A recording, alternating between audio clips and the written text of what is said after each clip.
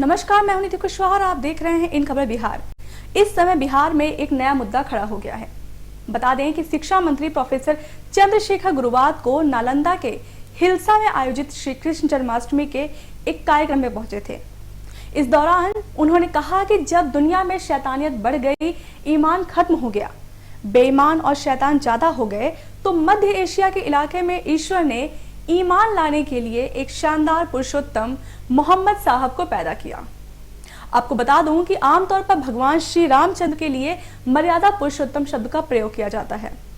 शिक्षा मंत्री चंद्रशेखर ने कहा कि इस्लाम ईमान वालों के लिए है। इस्लाम आया है बेईमानी और शैतानी के खिलाफ, लेकिन बेईमान और अपने आप को मुसलमान कहते हैं तो इसकी इजाजत खुद उन्हें खुदा नहीं देता है।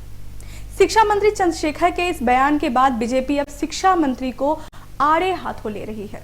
इस बयान को लेकर बीजेपी के प्रवक्ता अरविंद सिंह ने शनिवार को शिक्षा मंत्री को दिमागी बीमारी का शिकार बताया है। उन्होंने कहा कि आरजेडी ना हिंदू का है और ना ही मुसलमान का है। आरजेडी सिर्फ लालू परिवार का गुलाम है। उन्होंने कहा कि शिक्षा मंत्री कभी रामचरितमानस पर तो कभी पैगंबर मोहम्मद पर टिप्पणी करते हैं। ये लोग लोगों को लड़वा करके वोट बैंक की सियासत करते हैं। वहीं पूर्व केंद्रीय मंत्री और बीजेपी नेता आरसीपी सिंह वेन प्रखंड के भगवान बिगहा गांव में आयोजित प्रतिमा अनावरण समारोह में पहुंचे थे, जहां उन्होंने शिक्षा मंत्री के विवादित बयान पर अपनी प्रतिक्रिया दी है। उन्होंने इस प्रकार के बयान को बहुत ही दुर्भाग्यपूर्ण बताया है। आरसीपी सिंह ने कहा कि देश में बहुत सारे धर्म हैं, सभी धर्मों का अपना इतिहास होता है।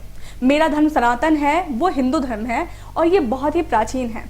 पूर्व केंद्रीय मंत्री ने कहा कि सदियों से भगवान राम को मर्यादा पुरुषोत्तम बोलते हैं, क्योंकि सामाजिक मर्यादा के जितने मापदंड हैं उन्होंने उसे पूरा किया है, चाहे एक पुत्र के रूप में हो या एक पति के रूप में हो और एक राजा के रूप में ही क्यों ना हो। जो राजा राम राज की स्थापना करते हैं, जो रामराज की परिकल्पना करते हैं और जिन्होंने उसे जमीन पर उतारा है, वो सिर्फ भारतवर्ष में ही नहीं बल्कि पूरी दुनिया में मर्यादा पुरुषोत्तम के रूप में जाने जाते हैं और इसी रूप में उनकी पूजा भी की जाती है। बता दें कि इससे पहले भी शिक्षा मंत्री रामचरितमानस को लेकर अपने दिए गए बयान से काफी सुर्खियों में रह चुके हैं।